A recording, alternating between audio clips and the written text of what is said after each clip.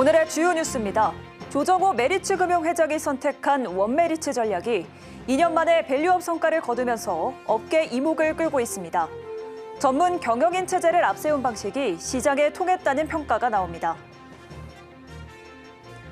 미국이 수입 자동차에 25%의 고율 관세를 적용하기 시작하면서 국내 완성차 업체의 대응에 촉각이 모입니다. 현대차의 재고 물량이 거의 소진되면서 이달 중 미국 판매 가격 인상 가능성이 높다는 관측입니다. 내일 대통령 선거를 앞두고 플랫폼 업계와 이동통신사들이 통신 서비스 장애를 방지하기 위해 총력을 다하고 있습니다. 대선에 국민적 관심이 쏠리고 있는 만큼 트래픽 급증 가능성에 대비해 안정적인 서비스에 차질이 없게 대비하겠다는 계획입니다. 트럼프 미국 대통령이 철강과 알루미늄에 50%의 관세를 부과하겠다고 밝혔습니다. 트럼프의 깜짝 발언에 철강업계가 대책 마련에 분주한 모습입니다.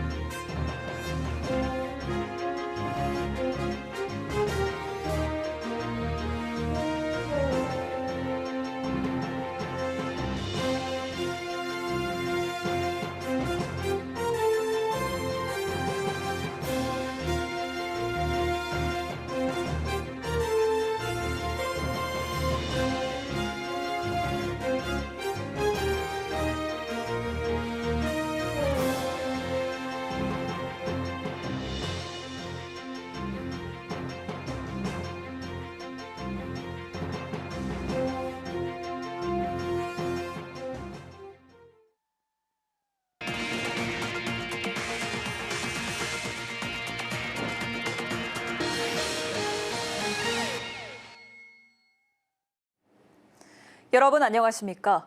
6월 2일 서울경제 뉴스5 시작합니다. 메리츠금융이 원메리츠 전략을 내세운 지 2년 만에 시가총액 20조 원을 넘기며 금융지주 2위에 올랐습니다. 조정호 회장이 경영 일선에서 물러나고 전문 경영인 체제를 앞세운 방식이 시장에 통했다는 평가가 나옵니다. 김도하 기자입니다. 메리츠금융은 지난 2022년 메리츠화재와 메리츠증권을 완전 자회사로 편입하며 원메리츠 단일 체제를 구축했습니다. 이후 조정호 회장은 경영 전면에서 한 발 물러났습니다. 일정 수준 이상의 투자 의사결정도 전문 경영인에게 전적으로 맡겼고 회장 본인은 사후 보고만 받는 방식을 택한 겁니다. 김용범 메리츠화재 부회장과 최희문 메리츠증권 부회장이 각사 경영을 책임지고 있는 상황. 긴급한 의사결정이 필요한 때는 수천억 원 규모의 투자도 사후 보고로 진행됐다는 일화가 돌 정도로 전문 경영인의 권한이 강화된 상태입니다. 주주 환원 정책도 강화됐습니다. 자사주 매입과 소각, 고배당을 결합한 주주 환원 정책이 주가에 긍정적인 영향을 주면서 2023년과 2024년 환원율은 모두 50%를 넘겼습니다. 2022년 당시 6조 원 수준이던 시가총액은 올해 2월 기준 23조 8천억 원까지 급등하며 한때 신한금융을 제치고 금융지주 중 시총 2위에 오르기도 했습니다. 같은 기간 주가는 3배 넘게 올랐고 조정호 회장의 지분 가치 역시 12조 원대에 달합니다. 전통적인 오너 중심 경영이 아닌 책임 중심의 경영 체제가 실제 기업 가치 제고로 이어졌다는 점에서 원메리츠 전략은 업계에서도 이례적인 사례로 해석되고 있습니다. 메리츠가 짧은 시간 안에 밸류업 성과를 보이고 있는 만큼 원메리츠 전략의 지속성은 앞으로도 주요한 관전 포인트가 될 것으로 보입니다. 서울경제TV 김도하입니다. 미국의 수입차 고율 관세 부과 여파로 현대차가 미국 현지 판매 가격 인상 여부를 놓고 고심에 빠졌습니다.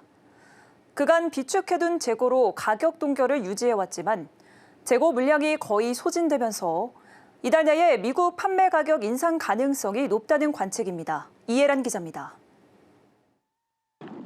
미국이 지난 4월부터 수입 자동차에 25%의 고율 관세를 적용하기 시작하면서 국내 완성차 업체의 대응에 촉각이 모입니다.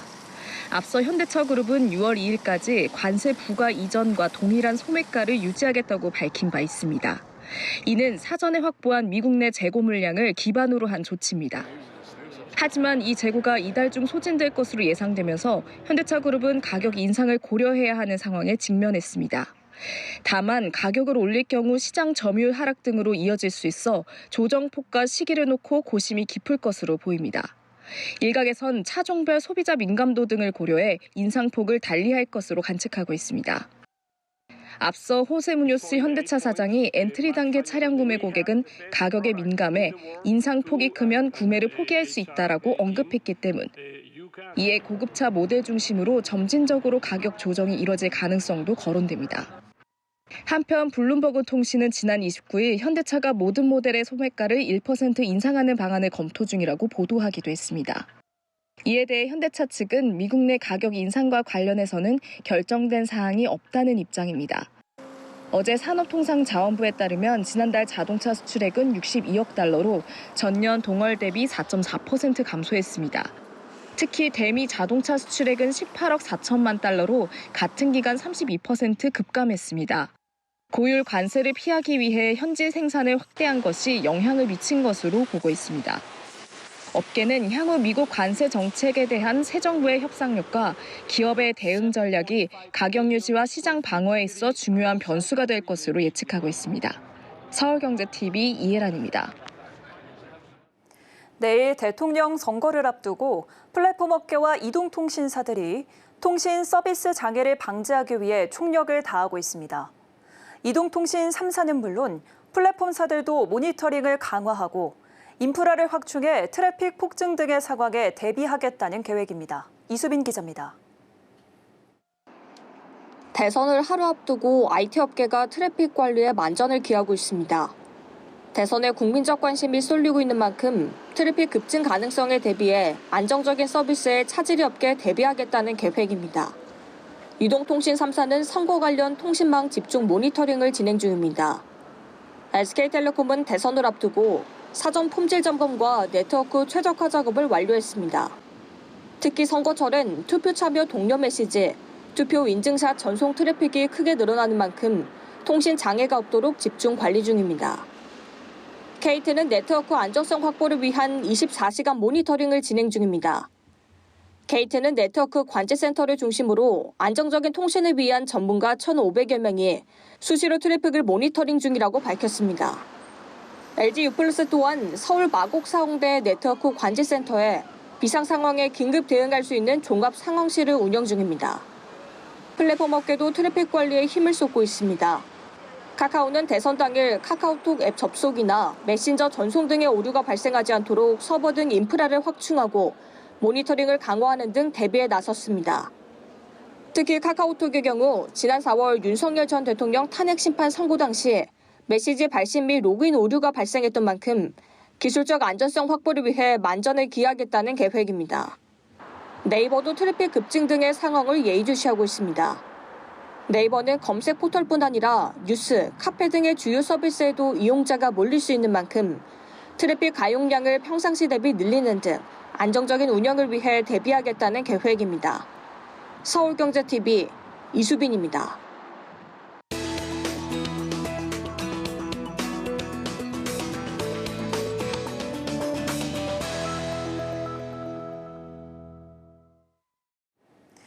네, 트럼프 미국 대통령의 관세 정책에 우리 철강업계의 미국 수출길이 좁아지고 있습니다. 현재 시간 30일 트럼프 대통령은 철강과 알루미늄에 2배 이상의 관세를 부과하겠다고 밝혔는데요. 업계 반응은 어떤지 또 어떤 파장을 몰고 올지 김효진 기자와 자세히 이야기 나눠보겠습니다. 안녕하세요. 안녕하세요. 네, 트럼프 대통령이 30일 발표한 철강 관세 정책, 이거 어떻게 좀 달라지는 걸까요? 네, 당장 이틀 뒤부터 철강 제품에 기존보다 2배 높은 50%의 관세가 부과될 예정입니다. 올해 3월부터 미국에 수출되는 철강 제품에는 25%의 관세가 부과되고 있었는데요. 도널드 트럼프 미국 대통령이 지난 30일 돌연 6월 4일부터 미국에 들어오는 철강, 알루미늄 수입품에 50%의 관세를 적용하겠다고 밝혔습니다. 트럼프 대통령은 대통령은 관세 인상이 미국 철강 산업을 보호하기 위한 조치며 아무도 해당 관세를 피할 수 없다며 강력한 어조로 말했는데요. 해당 발언 영상으로 들어보시죠. We're going to bring it from 25% to 50% the tariffs on steel into the United States of America. Nobody's going to get around that. 네, 안 그래도 25%의 높은 관세가 부과되고 있는데 관세가 2배 이상 높아지면 업계에 타격이 좀 있을 것 같습니다. 우리 철강업계의 반응은 어떻습니까? 네, 트럼프의 깜짝 발언에 업계도 당황해하는 모습인데요. 당장 이틀 뒤부터 관세 50%가 부과되면 수출이 더욱 줄어들 것으로 보고 대내외적으로 대책을 세우고 있습니다. 실제로 지난 3월 쿼터제가 폐지되고 25% 관세가 발효된 이후 우리 철강 제품의 대미 수출량은 확연히 줄었는데요. 한국무역협회에 따르면 올해 1월에서 4월 대미 철강 수출액은 13억 8,400만 달러로 지난해 같은 기간보다 10.2% 줄었습니다. 고율의 관세가 부과되며 가격 경쟁력에서 미국 현지 생산 제품을 따라잡을 수 없게 된 건데요. 지난 3월 관세 25% 부과 이후 국내 생산 철강 제품은 미국 현지 생산품보다 톤당 5만 원 정도 높아진 것으로 나타났습니다.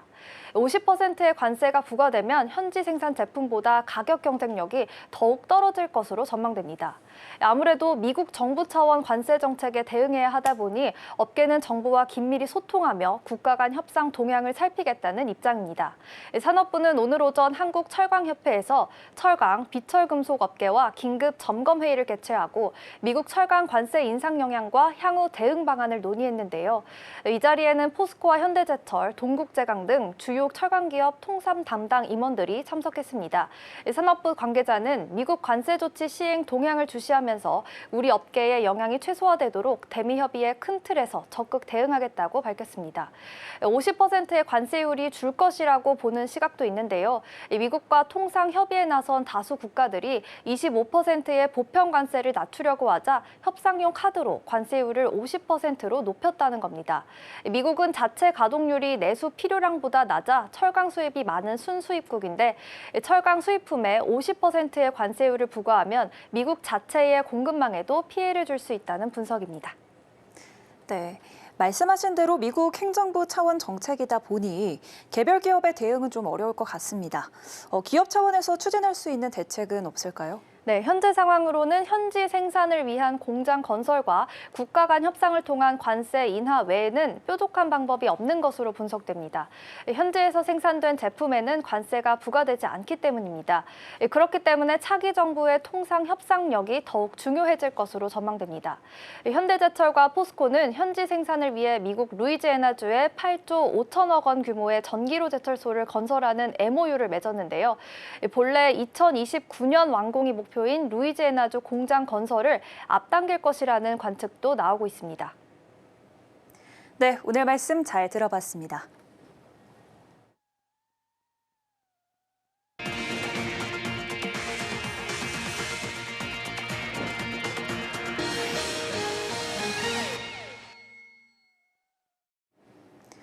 시행 1년을 맞은 밸류업 프로그램이 오는 4월 차기 정부 출범을 앞두고 유의미한 성과를 이어갈 수 있을지 물음표가 붙고 있습니다.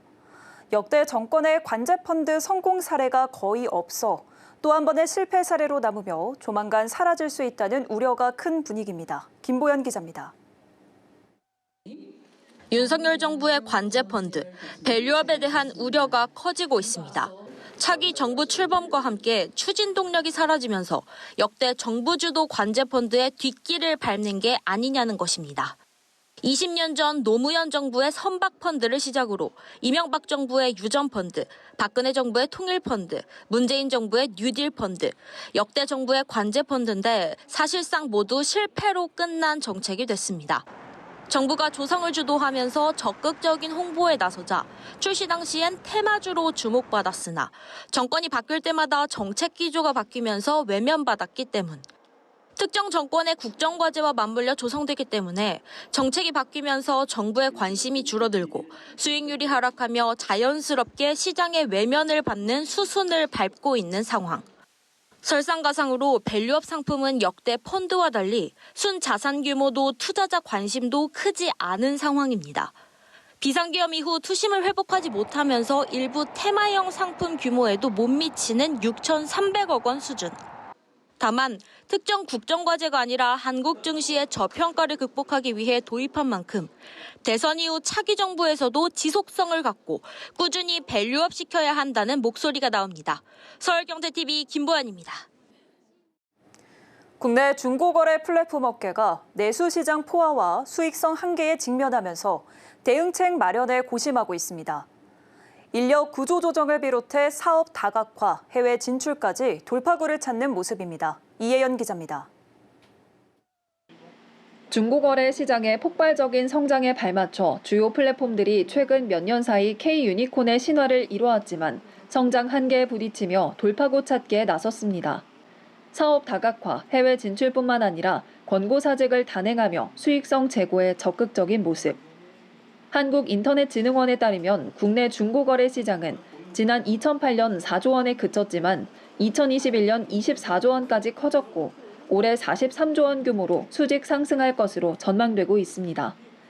그러나 주요 중고거래 플랫폼은 내수시장의 포화로 인해 성장 한계에 직면하고 있습니다. 대표적으로 당근은 최근 창사 이래 처음으로 권고사직을 단행했습니다. 경기 침체로 기업들의 광고비 지출이 줄면서 수익성 확보가 어려워진 상황. 지난해 당근마켓은 1,891억 원의 매출을 올렸는데 이 중 99%를 광고에 의존하고 있습니다.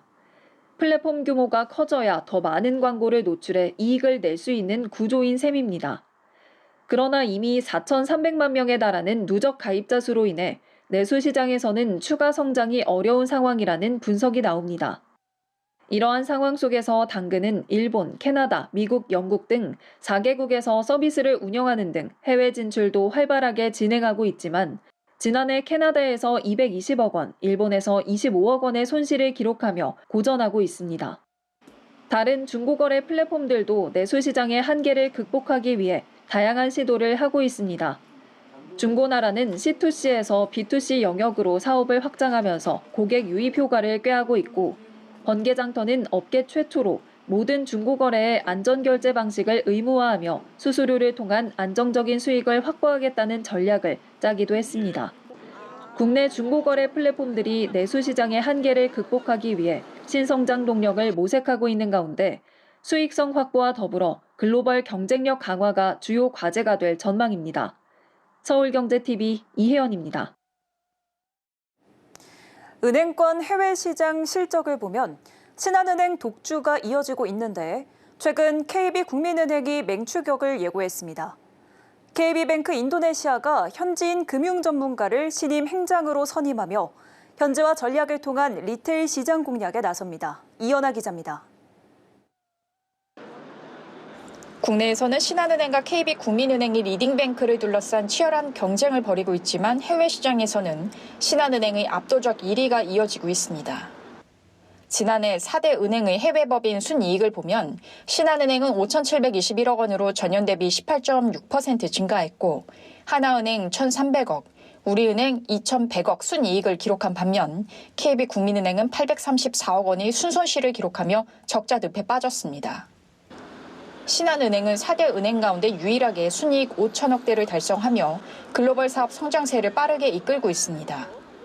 일본 SBJ은행과 신한베트남은행의 견조한 실적을 바탕으로 중앙아시아와 동유럽 사업 확장에 힘을 쏟고 있습니다. 지난 4월 진옥동 신한금융그룹 회장이 카자흐스탄과 우즈베키스탄을 방문해 3일간 현지 금융당국과 면담을 가졌고 주조 서한을 통해 카자흐스탄, 우즈베키스탄, 폴란드 해외사업 포트폴리오 다각화 계획을 밝히기도 했습니다. 신한은행은 지난 2008년 국내 은행 최초 카자흐스탄의 현지 법인을 설립했고 2006년 베트남이 은행 시장을 외국계 은행에 최초 개방했을 때도 국내 은행 중 유일하게 베트남 은행업 라이선스를 획득한 바 있습니다. 업계에서는 신한은행의 발빠른 해외 시장 진출과 전략적 투자가 현 시점에 빛을 발하고 있다는 분석입니다. 반면 해외 시장에서 실적 부진을 겪고 있는 KB국민은행은 올해 실적 반등의 속도를 높이고 있습니다. 현재까지 3조 원 이상 투입했지만 1조 5천억 이상 손실이 난 KB뱅크 인도네시아는 지난달 주주총회를 열고 쿠나르디 다르마리에 전 DBS 은행 인도네시아 법인 부행장을 신임 은행장으로 선임했습니다. 현지임 행장 선임은 최초인데 현지화 전략을 통한 리테일 시장 공략에 나선다는 계획입니다. 여기에 인도네시아 내 금융지주사 설립도 검토 중인데 신임 행장이 현지 금융당국과 지주사 설립을 위한 방식과 지분 이전 등을 논의할 것으로 보입니다. 또 캄보디아와 중국 법인도 실적 개선세를 보이며 수익 다변화에 집중하고 있습니다. 서울경제TV 이연아입니다. SK텔레콤 해킹 사태 이후 이동통신 3사가 지원금 경쟁을 벌이며 점유율 높이기에 나서는 분위기입니다. 이달 중순 SK텔레콤의 영업이 재개될 전망인데다 다음 달 단만기 유통구조 개선법 폐지와 삼성전자의 신형 스마트폰도 출시될 예정이라 경쟁은 더 격화될 전망입니다. 김혜영 기자입니다. 이통 3사의 가입자 쟁탈전이 치열해지고 있습니다. 통신사들은 앞다퉈 갤럭시 S25 등의 지원금을 높이고 있습니다. 공시 지원금을 전면에 내세우고 점유율 높이기에 나선 겁니다. 업계 1위인 SK텔레콤은 유심정보 해킹 사고 여파로 고객 이탈이 지속되고 있는 상황. 지난 2달간 67만여 명이 SK텔레콤을 떠났습니다. KT와 LG유플러스는 이탈 고객 잡기에 나서며 공격적인 행보를 보이고 있습니다. 보조금 경쟁은 더욱 치열해질 전망인데 소비자 입장에선 역대급 쇼핑 찬스가 될 수 있다는 분석도 나옵니다. SK텔레콤이 이달 중순쯤 영업을 재개하고 신규 가입자 유치에 나서면 총력전을 펼칠 가능성이 클 것이란 분석이 나옵니다. 여기에 다음 달 22일부터 폐지되는 단통법도 주목됩니다. 보조금 상한이 사라지고 통신사 자율에 따라 지원금 책정이 가능해지는 겁니다. 7월엔 삼성전자의 신형 폴더블 폰도 공개될 예정입니다. 소비자를 공략하기 위한 이통 3사의 보조금 전쟁이 격화될 전망. 다만 깜깜이 보조금으로 인한 소비자 간의 형평성 논란이 다시 불거질 수 있다는 우려도 나옵니다. 서울경제TV 김혜영입니다. 삼성페이가 결제 장애를 일으킨 지 3시간여 만에 정상화됐습니다. 일부 카드사와 전용선 네트워크 문제로 오류가 발생한 것으로 나타났습니다. 삼성전자는 오늘 오전 10시 30분께 삼성페이 앱 공지사항을 통해 삼성페이 카드 결제 및 등록 오류 장애가 해소됐다고 밝혔습니다. 이날 오전 7시께부터 삼성페이 결제를 위해 지문을 인식하거나 비밀번호를 입력하면 삼성 월렛을 사용할 수 없음이라는 알림이 뜨는 오류가 나타나 이용자들이 불편을 겪었습니다. 삼성전자 측은 일부 카드사와 전용선 네트워크 장애로 오류가 발생했다며 카드 결제 및 등록 시도 시 오류가 발생했던 현상이 해소돼 정상 사용이 가능하다고 설명했습니다. 대보그룹과 서원밸리 컨트리클럽이 주최하는 서원밸리 그린 콘서트가 지난달 31일 경기 파주시 서원밸리 골프장에서 열렸습니다. 그린 콘서트는 대보그룹이 매년 진행해오는 국내 유일 골프장 자선 행사로 올해로 21회째를 맞았습니다. 골프장 잔디 위에서 열려 그린 콘서트로 이름 붙은 이 행사는 지난 2000년 지역 주민 자선 기금 마련을 위해 시작돼 지금은 해외 팬들까지 찾는 전통 행사로 자리 잡았습니다. 이날 행사에는 46,223명이 참석해 누적 관람객 수는 올해로 60만 명을 넘어섰습니다. 골프장 벙커는 어린이 씨름장으로 변신했고 잔디 위는 골프 체험, 장타대회, 보물찾기 장소로 활용됐습니다. 이날 판매된 음식과 자선 바자회 수익금 등 총 4,350만 원은 기부금으로 전달됐습니다. 저녁 공연에는 송가인, 슈퍼주니어 유닛 등 가수 20여 팀이 재능 기부 형식으로 참여했습니다. 골프장의 가장 소중한 잔디를 나누는 그린 콘서트가 21회를 맞았습니다. 25년 넘게 꾸준히 여러분들을 초대할 수 있어 매우 기쁩니다. 서울경제 뉴스5 저희가 준비한 소식은 여기까지입니다. 함께해 주신 여러분 고맙습니다.